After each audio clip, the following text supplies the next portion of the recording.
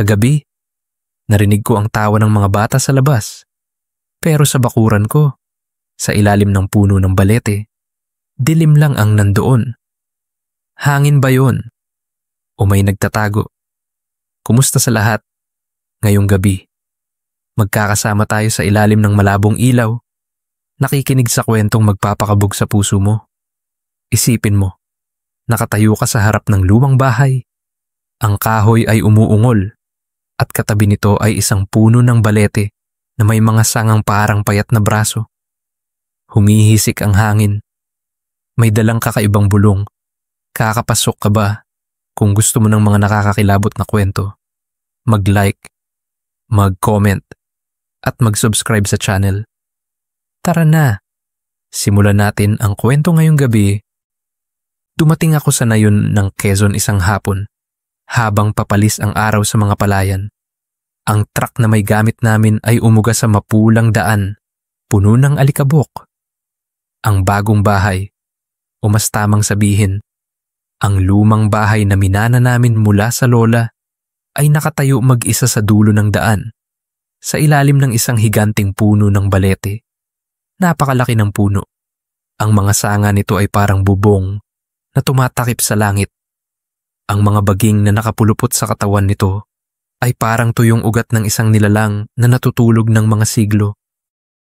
Ako si Lynn, isang freelance na mamamahayag, kasama ang asawa kong si Min at ang aming 8 taong gulang na anak na si Nam mula Manila.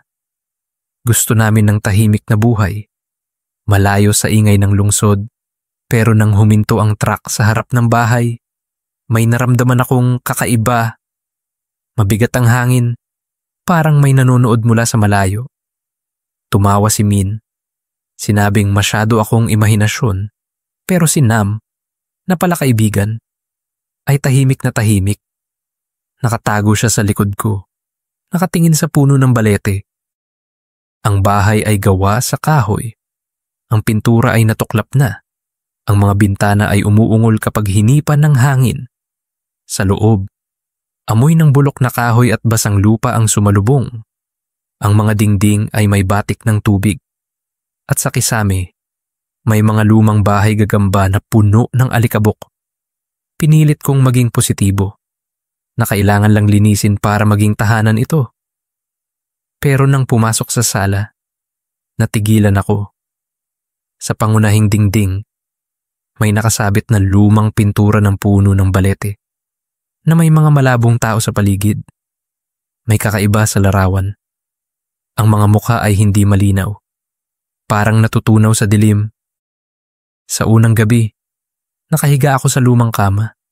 Nakikinig sa mga kulisap sa labas. Tulog na tulog si Min, pero hindi ako makatulog. Bandang hating gabi, may kakaibang tunog. Parang tawa ng mga bata. Malapit na malapit. Sa labas ng bintana. Napabalikwas ako. Kabado. Tumingin ako sa labas. Madilim ang bakuran.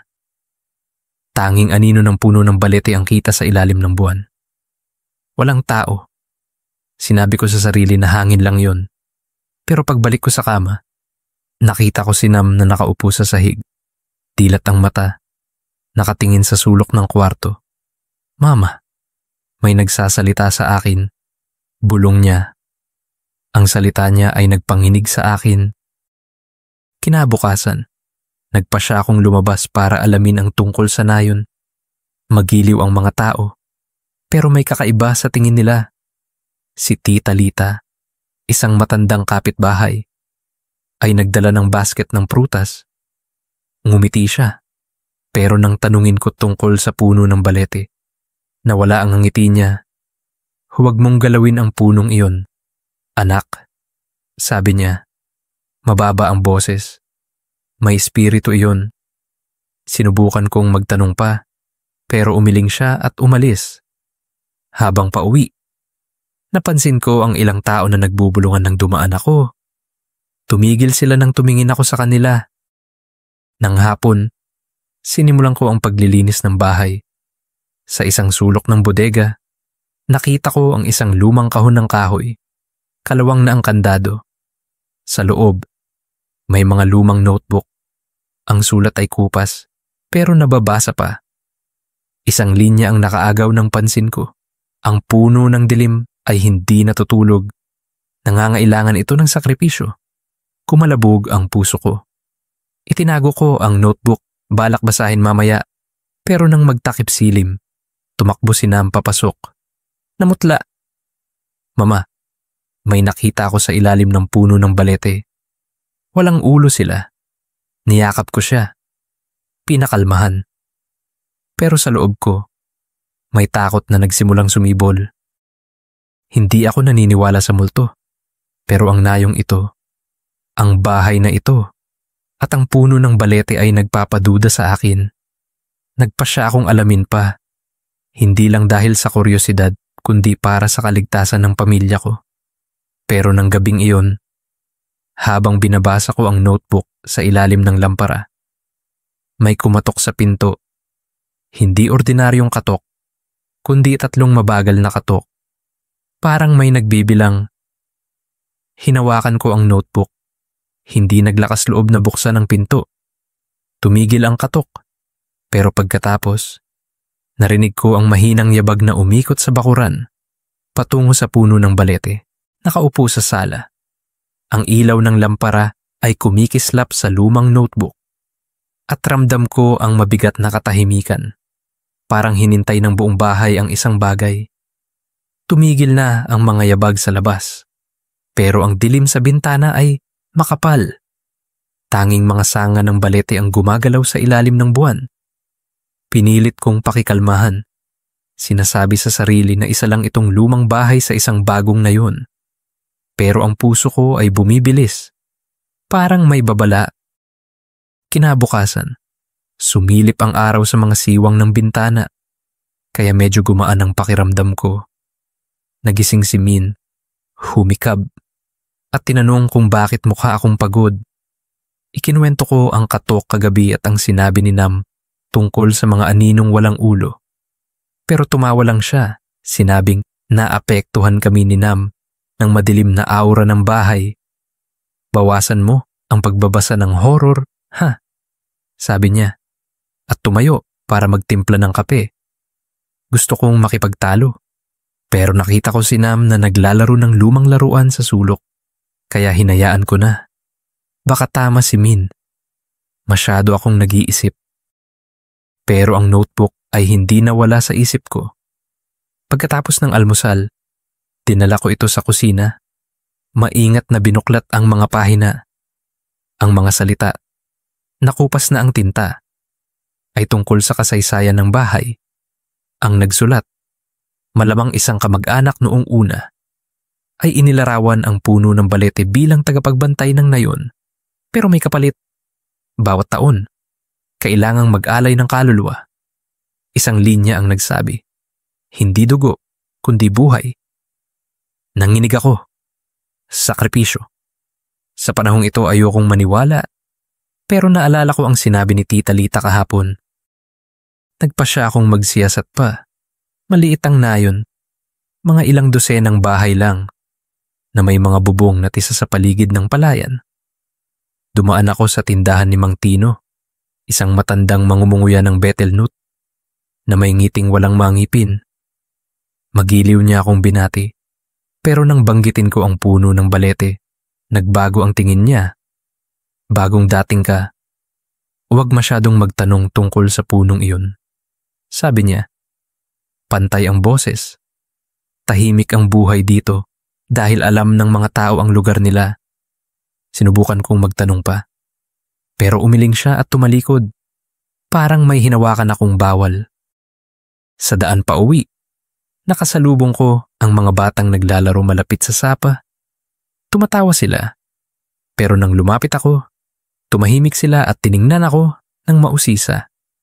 Isang batang babae, mga 10 taon, ang lumapit at nagtanong, sa ilalim ng balete ka nakatira? Tumango ako. Ngumiti ng palakaibigan. May narinig ka ba sa gabi? Tanong niya ulit. Mahina ang boses. Tumango ako. Mabilis ang tibok ng puso. Huwag matakot, bulong niya. Pero huwag lumabas sa bakuran pag madilim. Bago pa ako makapagtanong, tinawag siya ng isang babae at tumakbo ang mga bata. Nang hapon, naglinis ulit ako ng bahay pero ang isip ko ay puno ng mga nabasa at narinig. Naglaro si Nam sa labas, malapit sa puno ng balete. Kahit sinabi kong iwasan iyon, nang tawagin ko siya, ikinuwento niya na nakakita siya ng maliit na mga tao sa ilalim ng puno. Pero nawala sila nang lumapit siya. Niyakap ko si Nam. Itinago ang takot ko. Pero sa loob, naguguluhan na ako. Hindi ko na maaaring baliwalain ang mga senyales. Sa ikalawang gabi, malamig na hangin ang humihip na nagpapauga sa mga pintuan ng kahoy. Tiningnan ko si Nam. Natutulog na. Pero ang mga mata niya ay bahagyang bukas. Parang may pinapanaginipan. Bumalik ako sa sala.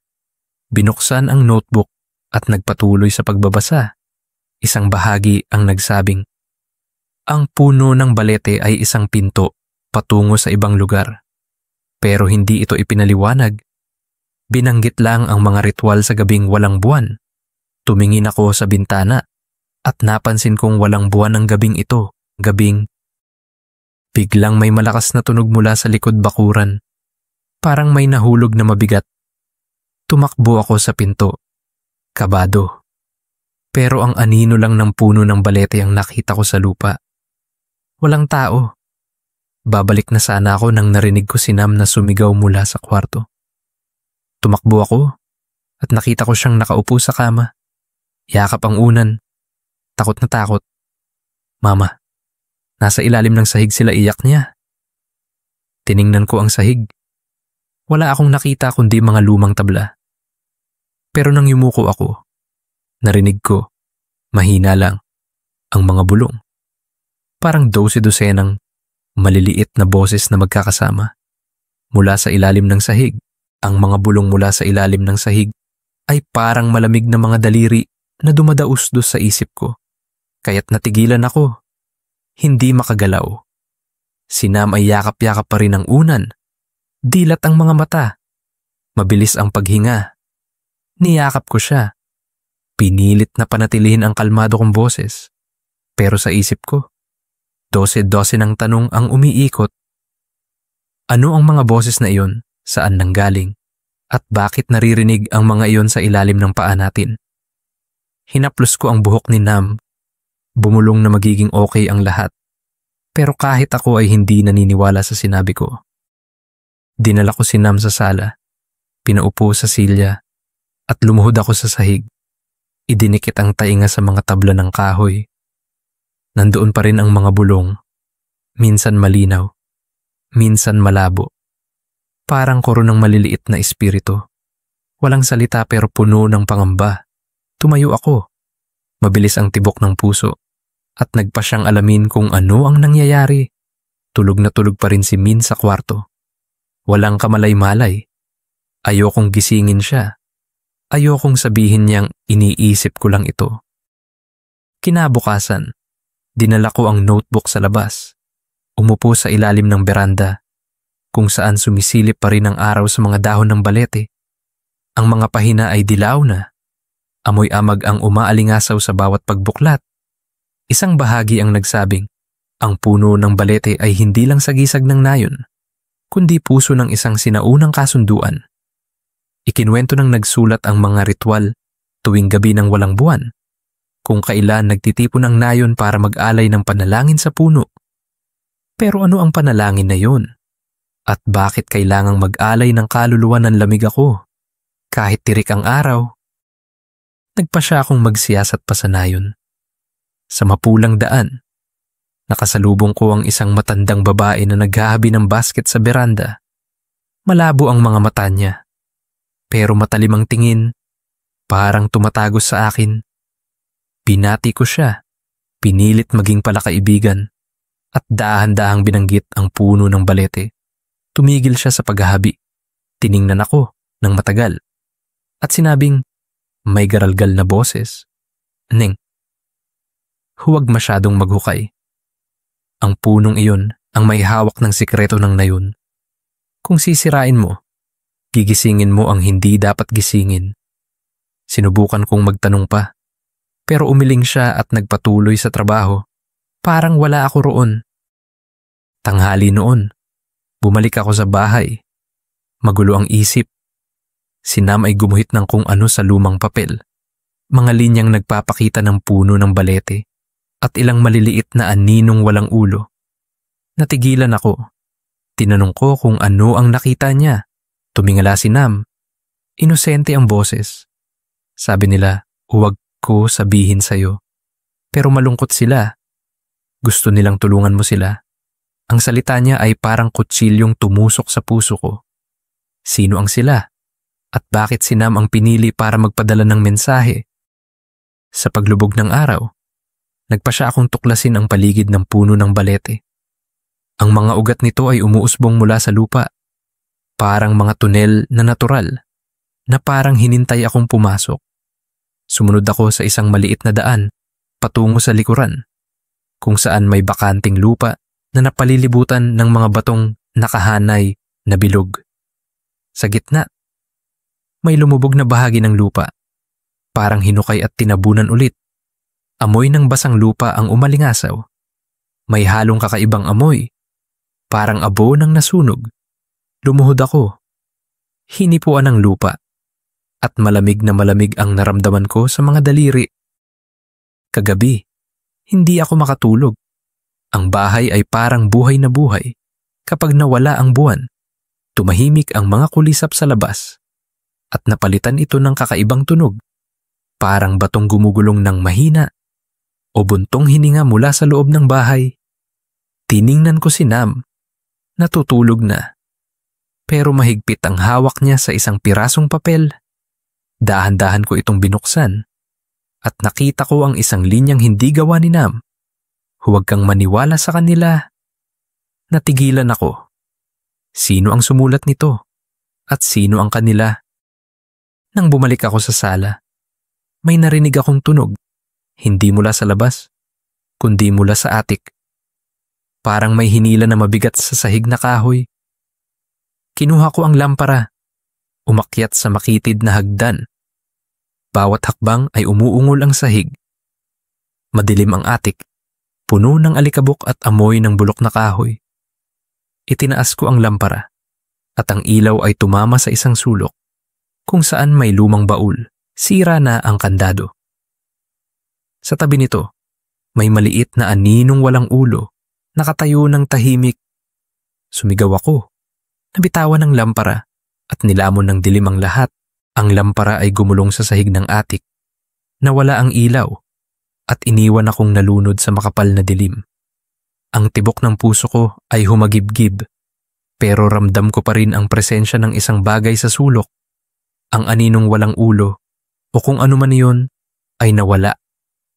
Pero ang lamig ay nanatili. Parang may iniwang hindi nakikitang marka. Kinapa ko ang lampara, nanginginig ang kamay habang sinusindihan, at nang bumalik ang ilaw, walang laman ang sulok.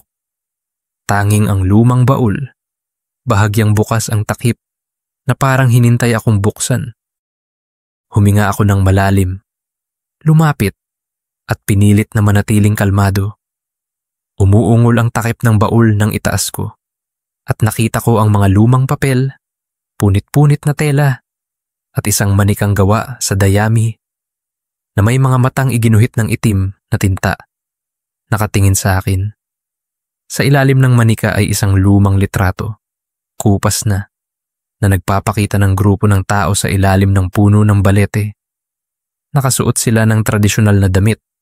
Seryoso ang mga mukha, pero ang nakapangilabot ay ang mga bata sa likod. Lahat walang ulo. Parang sinadyang burahin. Isinuksok ko ang litrato sa bulsa. Isinara ang baul at nagmadaling bumaba mula sa atik. Kinabukasan, ikinuwento ko kay Min ang nangyari. Pero umiling lang siya. Sinabing baka nanaginip ako. Lin, stressed ka lang dahil sa paglipat. Sabi niya. Mahina ang boses pero halata ang pagdududa. Gusto kong sumigaw na hindi ito guni-guni. Pero ang kalmado niyang tingin ay nagpatigil sa akin. Sa halip, nagpa siyang mag-isa akong magsiyasat. Kakaiba pa rin ang kilos ni Nam. Madalas na nakaupo mag-isa, gumuguhit ng puno ng balete at mga aninong walang ulo. Nang tanungin ko, umiling siya. Sabi nila, huwag ko ikwento. Dinala ko ang litrato sa tindahan ni Mang Tino. Umaasang makikilala niya ang mga tao roon. Tiningnan niya ito at ibinalik agad. Namutla ang mukha. Saan mo nakuha to? Tanong niya. Nanginginig ang boses. Sinabi kong natagpuan ko sa bahay. Hindi binanggit ang atik. Huminga siya ng malalim at bumulong. Huwag mo itong itago. Sunugin mo.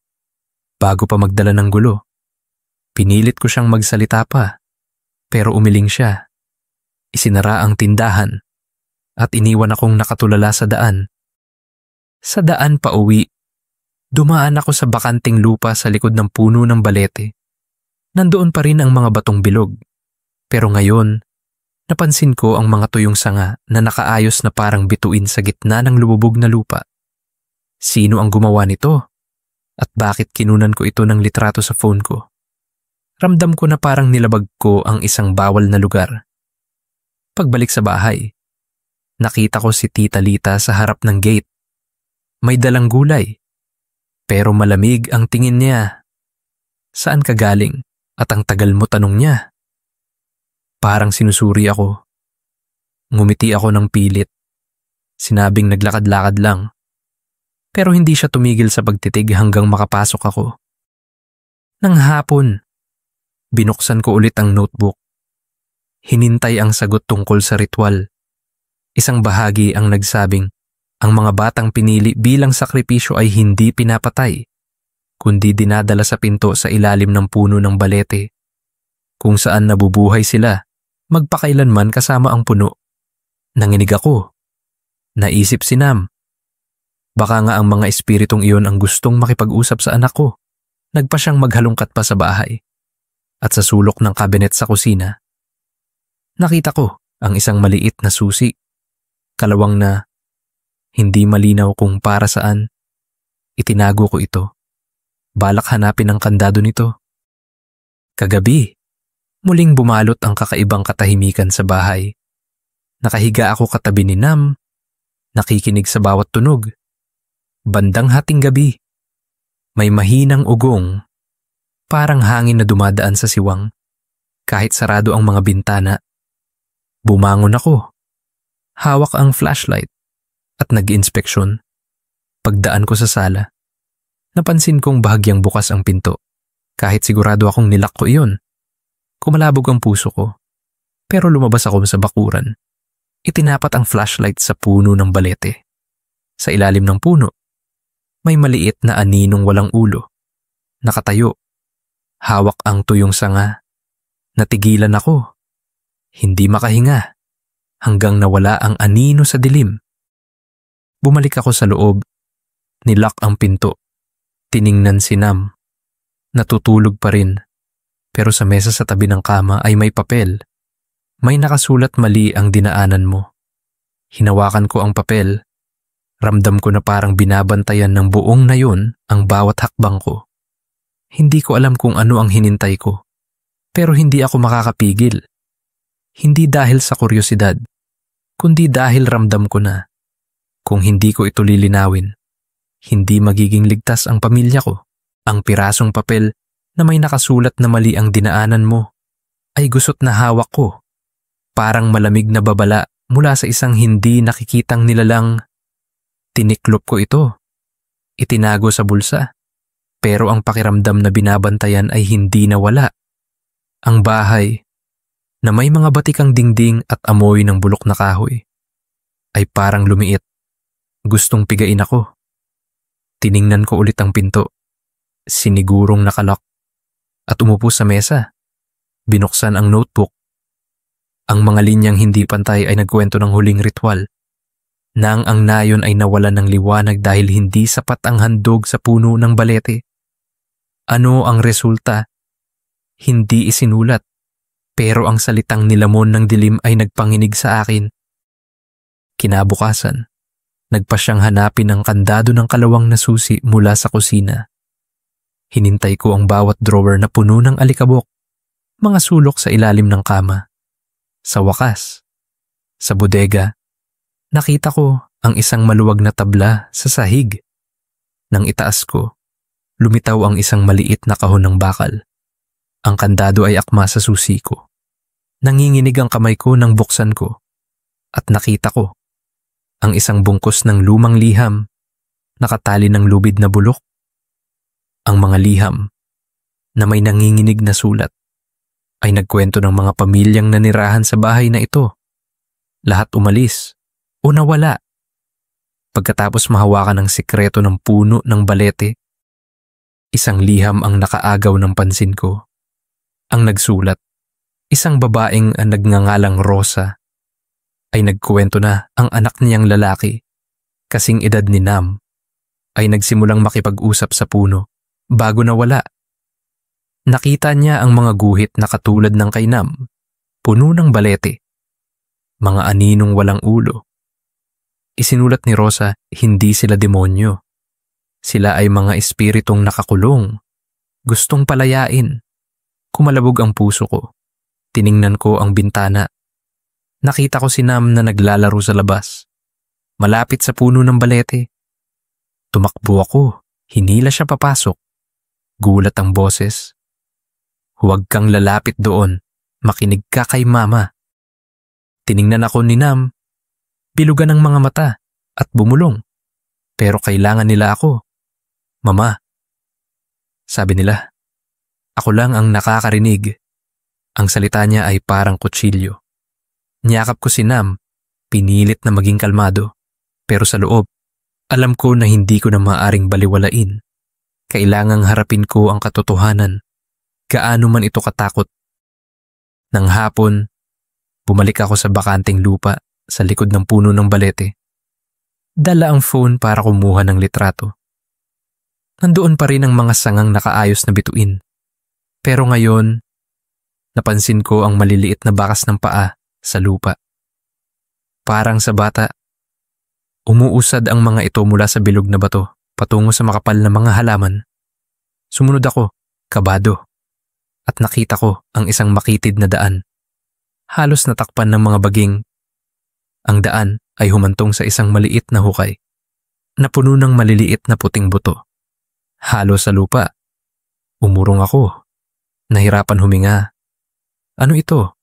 At bakit walang nagsabi sa nayon tungkol dito? Bumalik ako sa bahay. Magulo ang isip. Si Tita Lita ay dumating ulit. May dalang pinggan ng pagkain. Pero ngayon, mas matagal ang tingin niya sa akin. Parang binabasa ang isip ko. Okay ka lang ba? Anak, tanong niya. Matamis ang boses, pero malamig. Tumango ako. Nagsinungaling na pagod lang dahil sa paglilinis. Ngumiti siya, pero hindi umabot sa mata ang mangiti. Nang umalis siya, napansin ko na tumingin siya sa puno ng balete. Parang may tinitingnan. Kagabi, hindi ako makatulog. Umupo ako katabi ni Nam. Binasa ulit ang mga liham ni Rosa.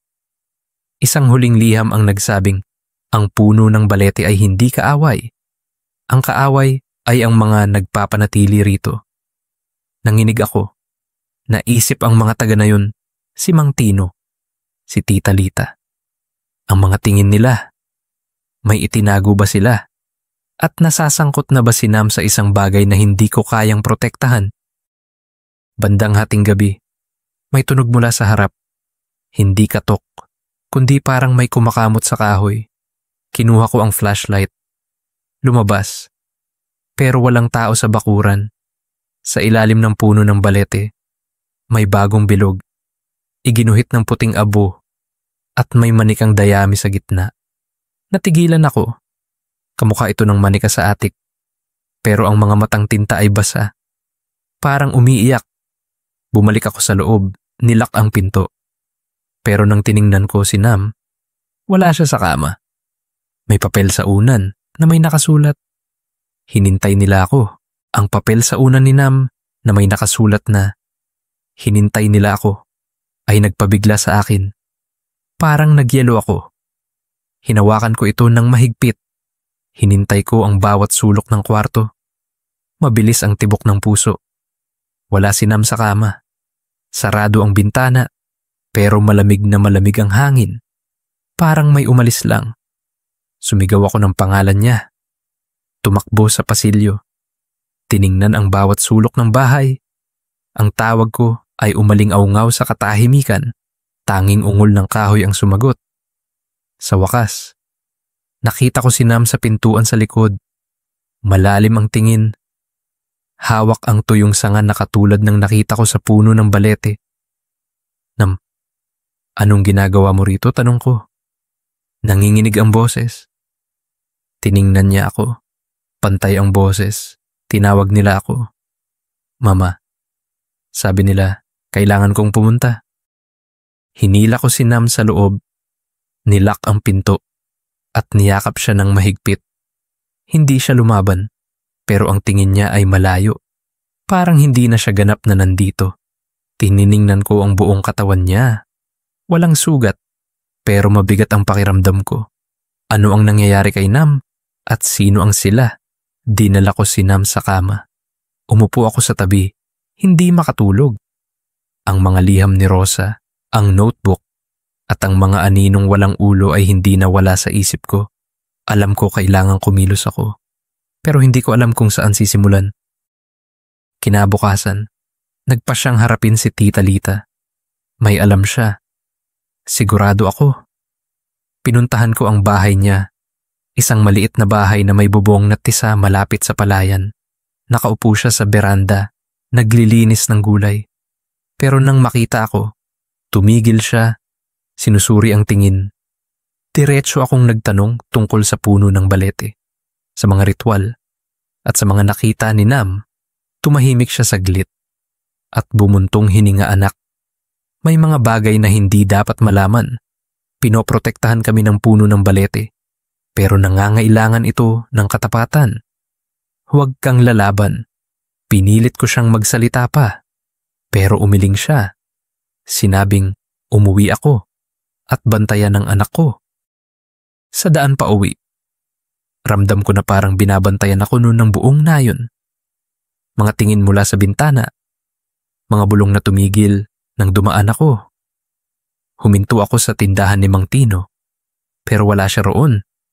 Sa halip, isang lalaking nasa katanghali ang gulang na nagsabing kapatid ni Mang Tino.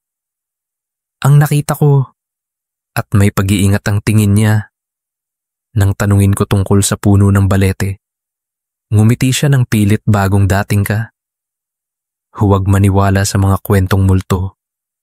Pero mas mabuti kung hindi ka maglilibot-libot sa gabi. Ang salita niya ay lalong nagpaduda sa akin.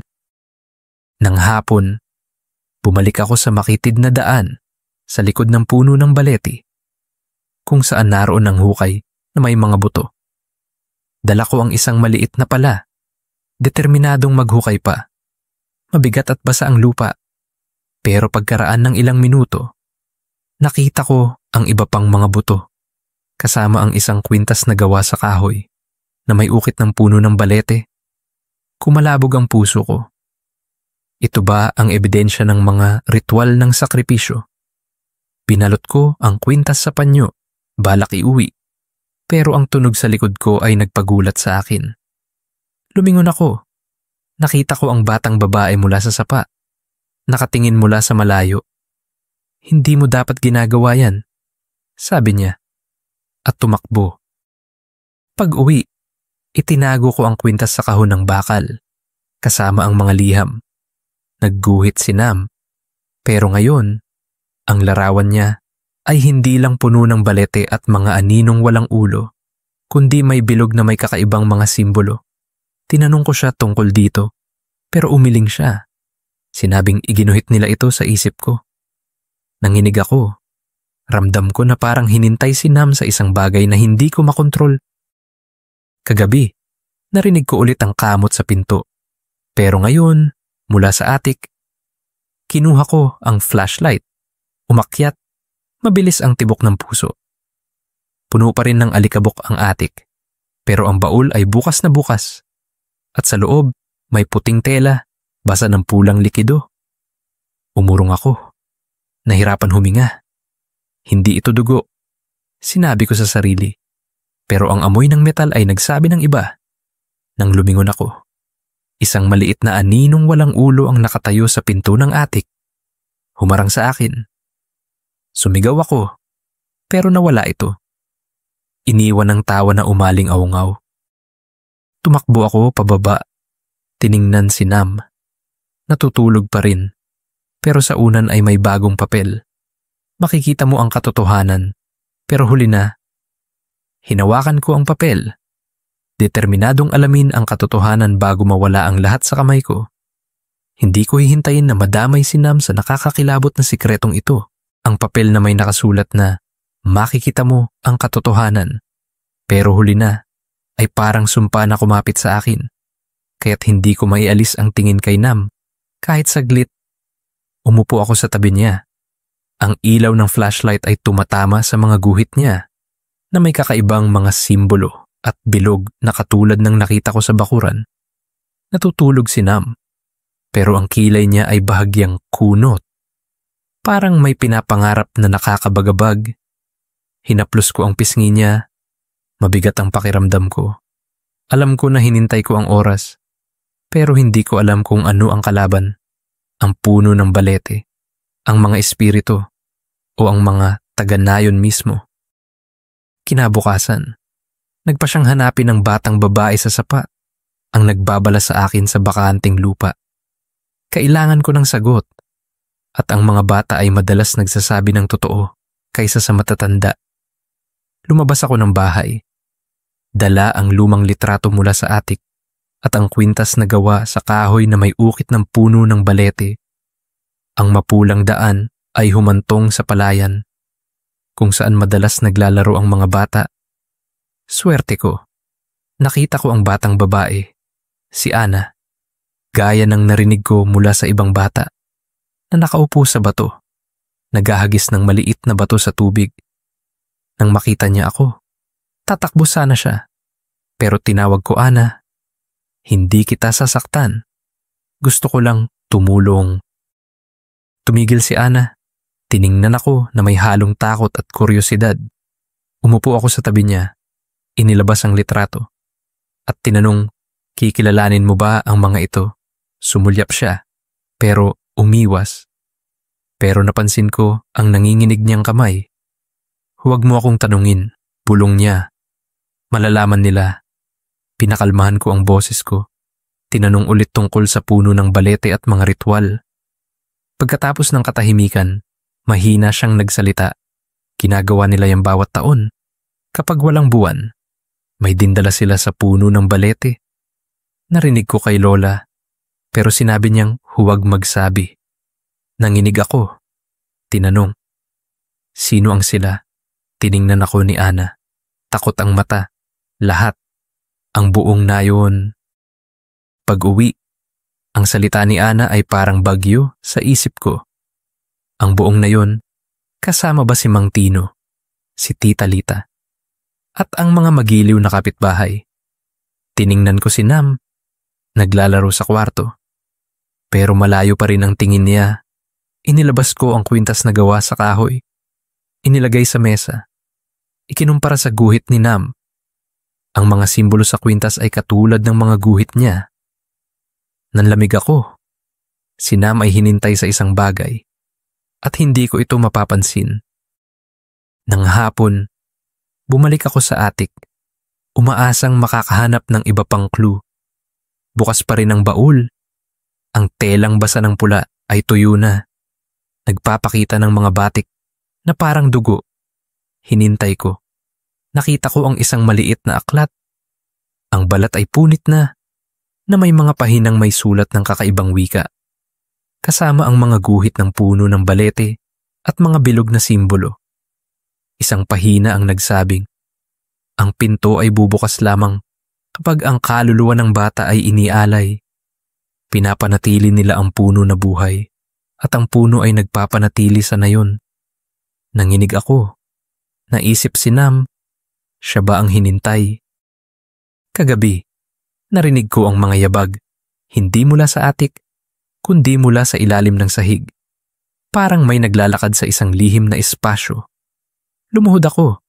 Idinikit ang tainga sa sahig. Narinig ang pamilyar na bulong. Pero ngayon mas malinaw.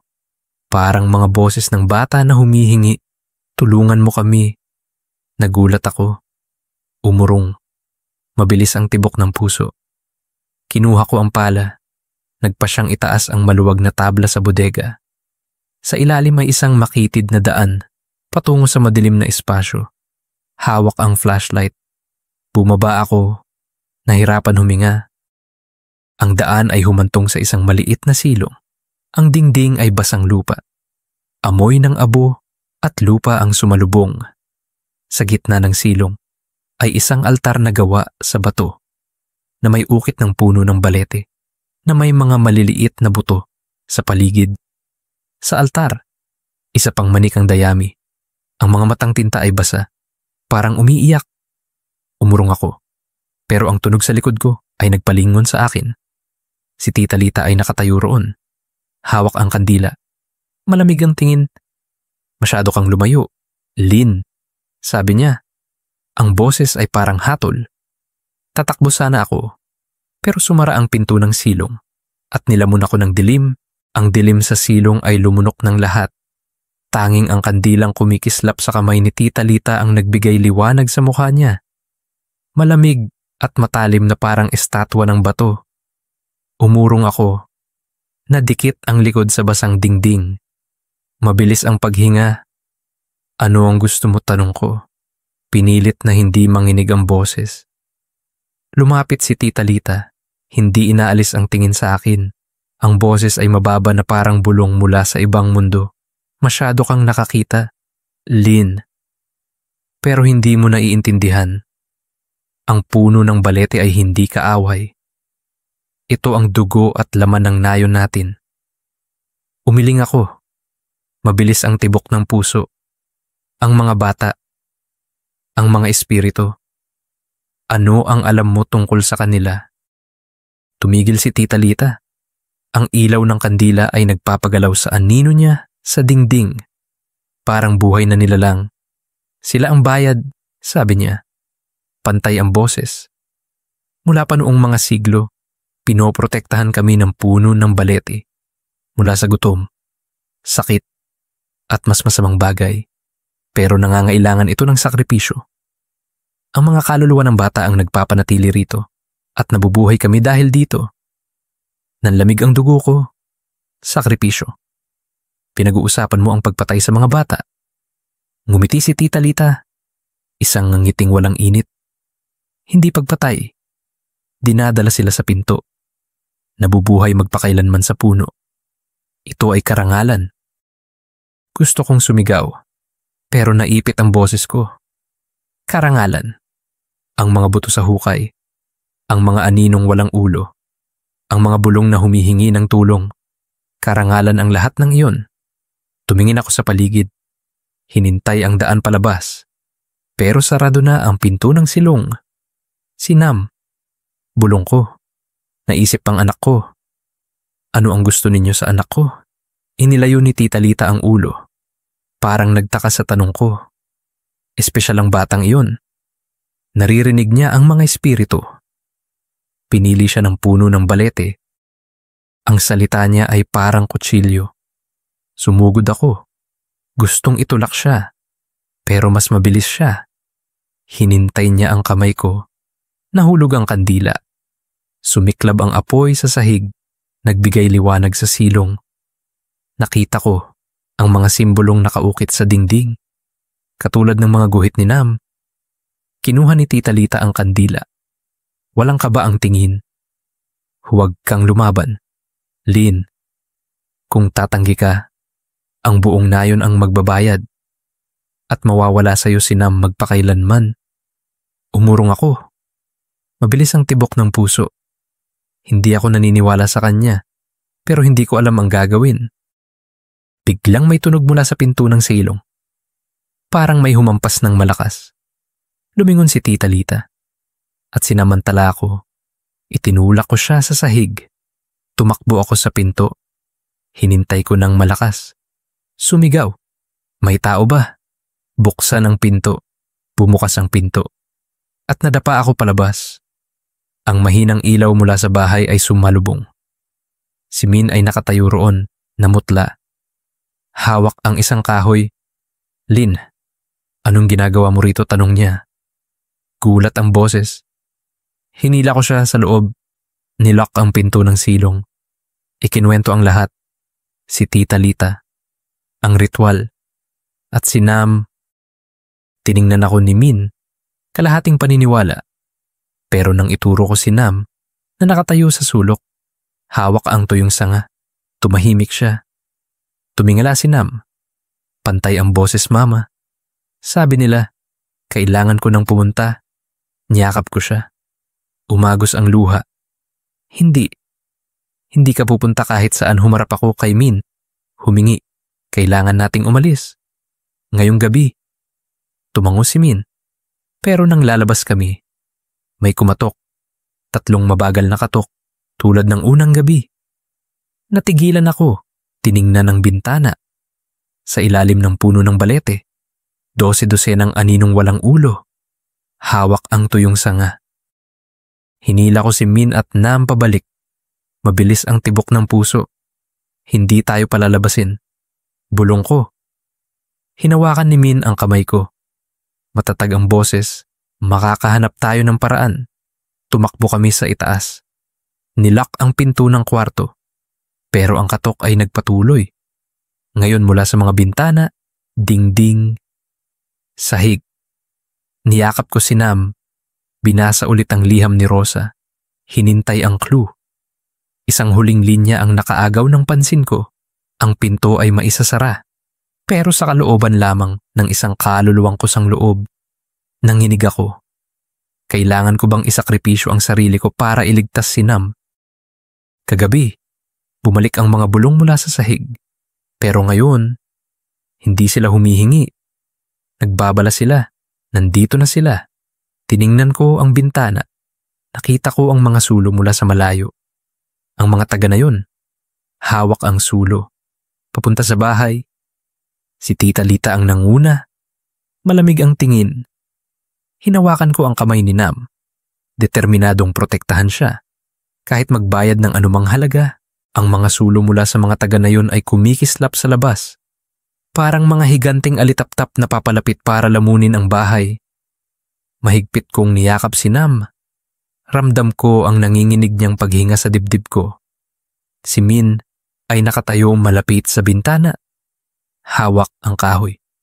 Ang mga mata ay nag-aalangan sa pagitan ng takot at determinasyon. Kailangan nating gumawa ng paraan. Lin, bulong niya. Garalgal ang boses. Ang katok sa pinto ay tumunog. Hindi na 3 mabagal na katok, kundi mabilis. Parang walang awang banta. Hinila ko si Nam sa sulok ng kwarto. Bumulong, dito ka lang sa tabi ni Mama. Tumango siya. Pero ang mga mata niya ay malayo pa rin. Parang nakikinig sa boses na hindi ko marinig. Pinuklat ko ulit ang liham ni Rosa. Hinintay ang anumang clue. Ang linya tungkol sa kusang loob na kaluluwa ay hindi nawala sa isip ko. Kailangan ko bang isakripisyo ang sarili ko para isara ang pinto? Para iligtas si Nam at tapusin ang ritual na ito? Pero paano ko iiwan ang anak ko? Tiningnan ko si Min. Parang naintindihan niya ang iniisip ko. Huwag, Lin. Sabi niya. Matatag ang boses. Magkakaroon tayo ng ibang paraan. Pero ang katok ay lumalakas. At sa siwang ng bintana, nakita ko si Tita Lita. Nangunguna sa grupo. Hawak ang isang manikang dayami. Ang mga matang tinta ay kumikislap sa ilalim ng sulo. Biglang hinila ni Nam ang kamay ko. Itinuro ang sahig. Mama, nandyan sila sa baba. Sabi nila alam ko kung paano ititigil. Lumuhod ako. Idinikit ang tainga sa sahig at bumalik ang mga bulong. Mas malinaw kaysa dati. Hindi ito pagmamakaawa, kundi gabay hanapin ang pinto. Sunugin ito. Tumingala ako. Tiningnan si Min. Ang pinto. Nasa silong. Di ba tumango si Min? Kahit puno ng duda ang mga mata niya. Pero paano tayo makakababa roon? Nandyan sila sa labas. Tumingin ako sa paligid, hinintay ang daan palabas. Ang bintana sa likod ng kwarto ay humantong sa maliit na balkonahe, kung saan may lumang hagdan patungo sa likod bakuran. Dito tayo dadaan, sabi ko. Nanginginig pero determinado ang boses. Binuhat ko si Nam, nauna si Min. Binuksan ang bintana. Malamig na hangin ang pumasok. May dalang amoy ng nasunog na abo mula sa bilog sa labas. Umakyat kami sa hagdan. Umuungol ang bawat hakbang. Mabilis ang tibok ng puso ko habang papalapit ang mga sulo. Nang makarating sa lupa, hinila ko si Nam patakbo sa puno ng balete, kung saan nakatago ang pasukan sa silong sa likod ng mga ugat. Bukas pa rin ang pinto ng silong. Mahina ang ilaw mula sa loob. Itinulak ko si Nam at Min papasok. Nilak ang pinto mula sa loob gamit ang kalawang na bakal. Sa loob, naroon pa rin ang altar na bato, kasama ang manikang dayami at mga butong nakakalat. Kinuha ko ang lighter mula sa bulsa. Tiningnan si Min. Kailangan nating sunugin ito, sabi ko. Itinuro ang altar. Umiling si Minlin. Nababaliw ka na. Paano kung hindi ito gumana? Pero si Nam, maliit pero sigurado ang boses, ay nagsabi, sabi nila kailangang sunugin. Ito lang ang paraan. Sinindihan ko ang apoy. Sumiklab ang manika ng dayami. Umusok. Ang amoy ng nasunog ay sumalubong sa ilong. Biglang naging malakas ang mga bulong sa sahig. Parang 12 ng batang sumisigaw ng sabay. Nayanig ang silong. Bumagsak ang lupa mula sa kisame. Niyakap ni Min si Nam. Hinila siya pabalik. Lin, itigil mo sigaw niya. Pero hindi ako tumigil. Kumalat ang apoy. Hinintay ang mga simbolong nakaukit sa dingding. At narinig ko ba ang ugong parang may hinintay palabas sa espasyo. Malakas ang hampas sa pinto ng silong. Sinusubukang pasukin ng mga taga na yun. Tiningnan ko si Nam. Nakita ko ang mga matang maliwanag na, hindi na malayo ang tingin. Mama, umalis na sila. Bulong niya. Lumaki ang apoy. Nilamon ang altar. At ang mga bulong ay humina. Napalitan ng nakakabinging katahimikan. Hinila ko si Min at Nam palabas ng silong. Sakto nang bumukas ang pinto. Ang mga taga-nayon ay nakatayo roon. Galit ang mga mata. Pero si Tita Lita ay tiningnan lang ako. Walang salita. Sinira mo ang lahat, sabi niya. Malamig ang boses. Tumakbo kami sa gitna ng grupo. Ang mga sulo ay nagbigay liwanag sa mga mukha nila. Hindi galit, kundi takot. Nang lingunin ko, nayanig ang puno ng balete. Ang mga dahon ay nalaglag na parang ulan at isang malalim na ungol ang tumunog mula sa ugat. Niyakap ko si Nam. Tumakbo sa mapulang daan. Hindi na lumingon. Pero sa loob ko, alam ko na kahit maisara ang pinto, ang sikreto ng nayon ay hindi pa tapos.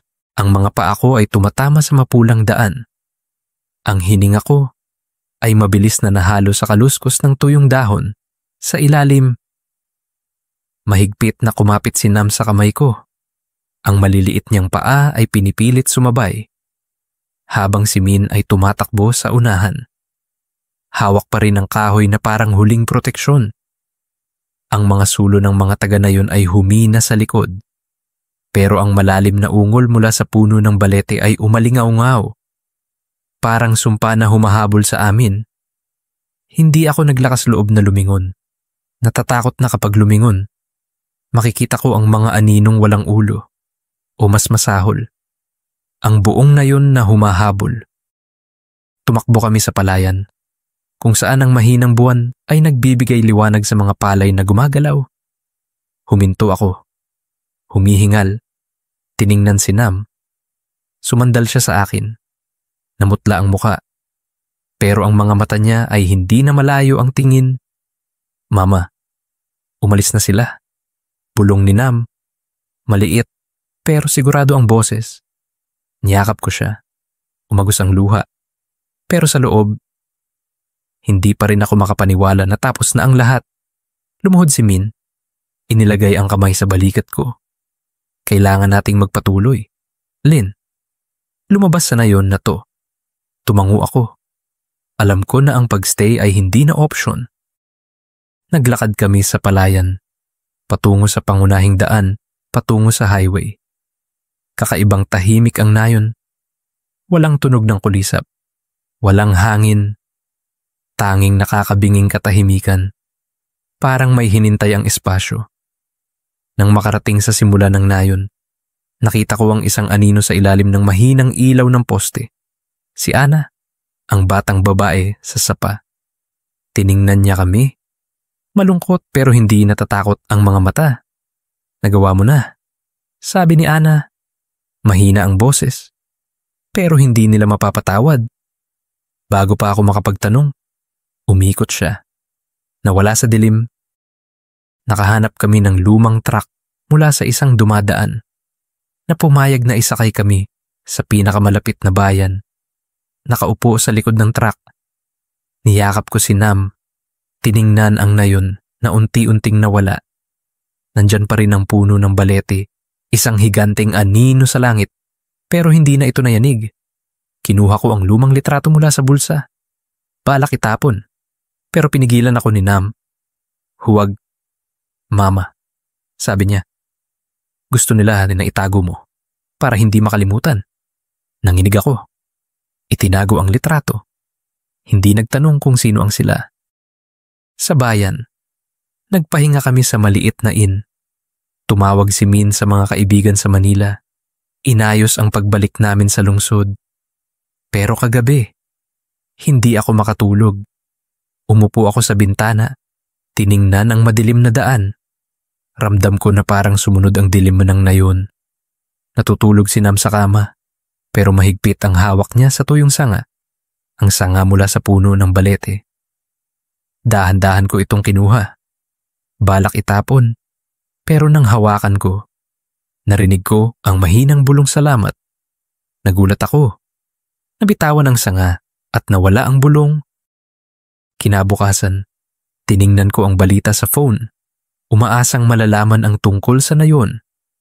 Isang maikling artikulo ang nagpabigla sa akin. Misteryosong sunog ang tumupok sa isang nayon sa Quezon. Walang nakaligtas. Walang binanggit na puno ng balete. Walang ritual. Tanging isang litrato mula sa malayo na may anino ng puno ng balete na nakatayo sa gitna ng abo. Pinatay ko ang phone. Hindi na nagbasa pa. Ito ba ang resulta ng pagsira ko sa pinto? O pinili ng mga taga-nayon na isakripisyo ang sarili para itago ang sikreto? Bumalik kami sa Manila. Nagsimula ulit. Unti-unting bumalik sa normal si Nam. Pero minsan, nakikita ko siyang nakaupo ng tahimik. Nakatingin sa bintana. Parang nakikinig sa isang bagay.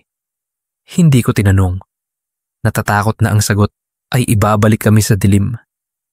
Ang notebook, ang liham ni Rosa, at ang lumang litrato ay itinago ko sa isang kahon. Nilak, pero alam ko na hindi ko makakalimutan. Ang puno ng balete, ang mga espiritu, at ang nakakakilabot na sikreto ng nayon ay naging bahagi ko. Isang peklat na hindi kailanman gagaling.